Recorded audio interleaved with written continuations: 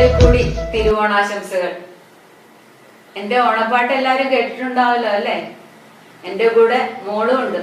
മുമ്പൊരു ഭജൻ പാടിയപ്പോ എന്റെ കൂടെ മോളുണ്ടായിരുന്നു. ഇത്തവണ ഓണാശംസകൾ നേരാനായിട്ടുള്ള ആ പാട്ടിലും മോളുണ്ട്. കണ്ടിട്ടില്ലെങ്കിൽ എല്ലാവരും കാണണേ. നമ്മുടെ തിരുവോണ സദ്യക്ക് പ്രധാനപ്പെട്ട ഒന്നാണ് വടുകപ്പുളിയൻ നാരങ്ങാക്കറി. എല്ലാ രസങ്ങളും ഉൾക്കൊള്ളുന്നതാണ് സദ്യ. അതിലെ ഒരു പ്രധാനപ്പെട്ട ഒരു പുളിരസമാണ് വടുകപ്പുളിയൻ നാരങ്ങ. അത് എങ്ങനെയാണ് ഉണ്ടാക്കുന്നതെന്ന് നമുക്ക് നോക്കാം.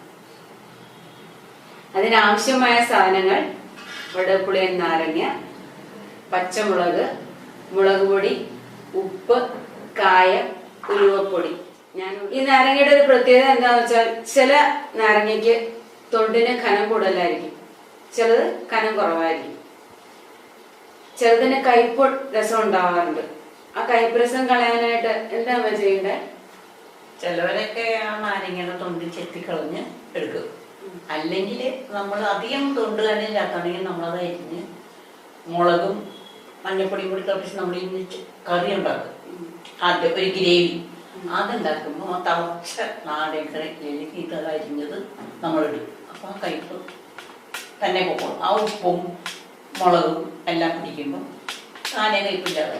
അപ്പോൾ അതിൻ്റെ നമുക്കപ്പോ വടുകപ്പുളിയൻ നാരങ്ങക്കറി എങ്ങനെയാണ് ഉണ്ടാക്കുന്നതെന്ന് നോക്കാം.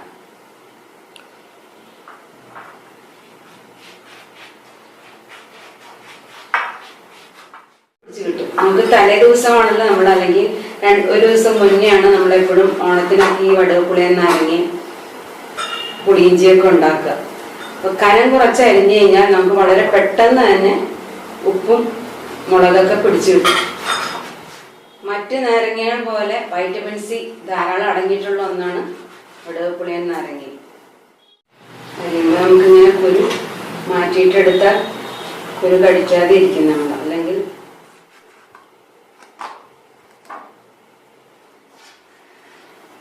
പച്ചമുളക് നെടുകെ കീറിയിട്ട് അരിഞ്ഞിടണം. നമ്മളെപ്പോഴും ഒരു കാര്യം ശ്രദ്ധിക്കണേ, പച്ചമുളക് ആദ്യം അരിഞ്ഞിട്ട് നാരങ്ങ അരിഞ്ഞാൽ കൈ അത്ര എരിയില്ല.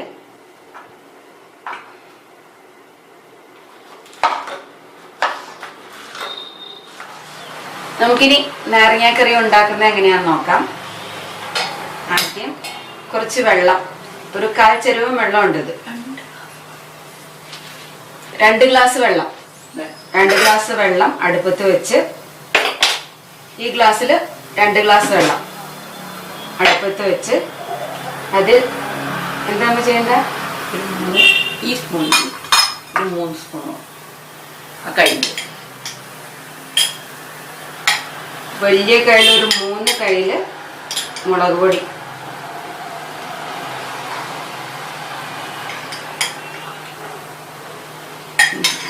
മുളക് പൊടി ഇട്ട് കൊടുക്കണം. കുറച്ച് മഞ്ഞൾപ്പൊടി, കുറച്ച് മഞ്ഞൾപ്പൊടി, 3 സ്പൂൺ നിറച്ചിട്ടു.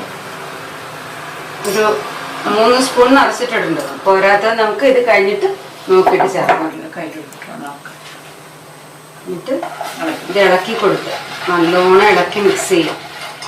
നമ്മൾ 2 ഗ്ലാസ് വലിയ ഗ്ലാസ് വെള്ളം എടുത്തിട്ട് അതിൻ്റെ ഉള്ളിൽ മുളക് പൊടി 3 വലിയ സ്പൂൺ, ഇതിലൊരു 3 വലിയ കയ്യിൽ മുളക് പൊടി, 1 സ്പൂൺ മഞ്ഞൾപ്പൊടിയും ആവശ്യത്തിന് ഉപ്പും ചേർത്തിട്ട് അടുപ്പത്ത് വെച്ചിരിക്കുകയാണ്.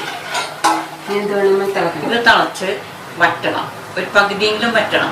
വറ്റുന്നതിൻ്റെ ഉദ്ദേശം എന്താ വെച്ചിട്ടുണ്ടെങ്കിൽ ആ മുളകിൻ്റെ പച്ചച്ചവ വിശേഷം പോയി നല്ല സ്വാദ് വരണം. ഉപ്പ് ചേർന്നിട്ടുള്ള ഒരു സ്വാദ് വരണം.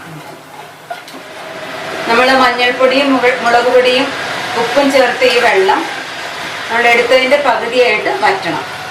വറ്റിക്കുന്നതിൻ്റെ ഉദ്ദേശം എന്താണെന്ന് വെച്ചാൽ മുളക് പൊടിയുടെയും മഞ്ഞൾപ്പൊടിയുടെയൊക്കെ ഒരു പച്ച ചുവയുണ്ടല്ലോ, അതൊന്ന് വിട്ട് കിട്ടാൻ, ഉപ്പൊക്കെ ചേർന്ന് നല്ല ചേർന്ന് കിട്ടാൻ വേണ്ടിയിട്ടാണ് നമ്മളതൊന്ന് പകുതിയായിട്ട് വറ്റിക്കുന്നത്. എന്നിട്ട് പകുതി വറ്റി പാകമായി.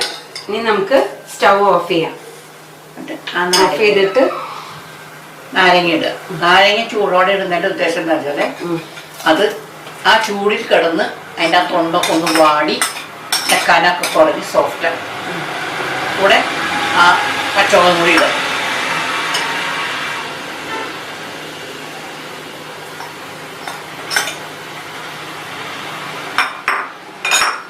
എന്നിട്ട് ഒരു 5 മിനിറ്റ് അടച്ചു വിടവിട്ട് അടച്ചു കയ്യിൽ വെച്ച്.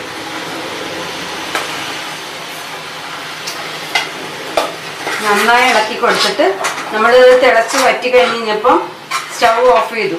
അതിനുള്ളിലേക്ക് നാരങ്ങ ഇട്ട് കൊടുത്തു. നാരങ്ങ ഇട്ട് കൊടുത്താൽ എന്താ വെച്ചാൽ അതിൻ്റെ തൊണ്ടിൻ്റെ കനം കുറഞ്ഞ് സോഫ്റ്റ് ആവും. മാത്രമല്ല കയ്പ്പ് രസം ഉണ്ടെങ്കിൽ അത് പോയി കിട്ടും. കൂട്ടത്തിൽ പച്ചമുളകും ചേർത്ത് നല്ലോണം ഇളക്കിയിട്ട് കുറച്ചൊരു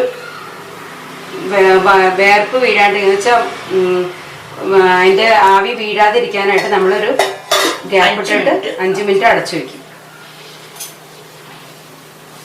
ഇതിപ്പോ നാരങ്ങയുടെ കയ്പ്പ് പോകാനായിട്ട് ചിലര് ആദ്യമേ തന്നെ ചൂടുവെള്ളത്തിൽ ഇങ്ങനെ മുക്കാറുണ്ട് നാരങ്ങ. അപ്പോഴും ഇതുപോലെ സോഫ്റ്റായി ആ നാരങ്ങയുടെ കയ്പ്പ് മാറിക്കിട്ടും. നാരങ്ങയുടെ തൊണ്ടിന് നല്ല കനമുള്ള നാരങ്ങ ആണെങ്കിലാണ് നമ്മൾ ഇതുപോലെ 1-2 മണിക്കൂർ ചൂടുവെള്ളത്തിൽ ഇട്ട് വെക്കുക. 5 മിനിറ്റ് അടച്ചു വെച്ചു. നമ്മളിനി തുറക്കാണ്. തുറന്നിട്ട് അതിൽ ഒരു ചെറിയ ടീസ്പൂൺ കായപ്പൊടി,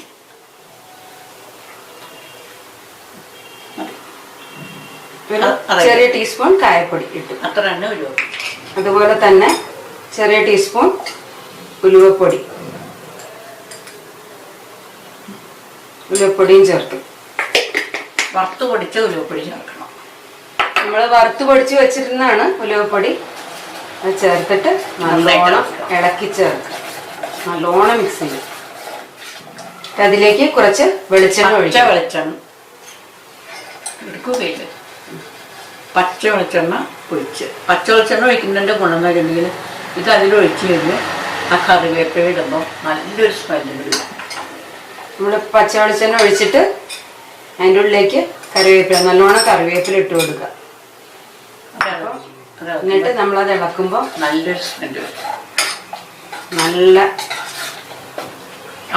തന്നെ കറി കൂട്ടാൻ തോന്നുന്ന രീതിയിലൊരു നല്ല മണം. ആഹാ, മണം കേട്ടിട്ട് കൊതിയിട്ട് വേണ്ട. ഇതിൽ ഉപ്പെല്ലാം മതിയെന്നൊന്ന് നോക്കി പോരായവിലുണ്ടോ കൂടിയാ. ഇത്തിരി ഉപ്പ് വേണം. ആണോ?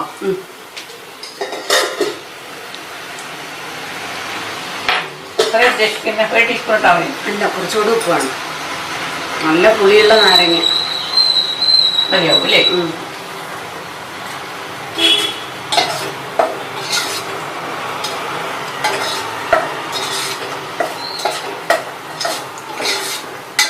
എരിവൊക്കെ പറഞ്ഞിട്ടുണ്ടല്ലോ അല്ലേ? നല്ല എരിവ്. എല്ലാതും നാരങ്ങ പിടിക്കുമ്പോൾ കറക്റ്റായി പോകും.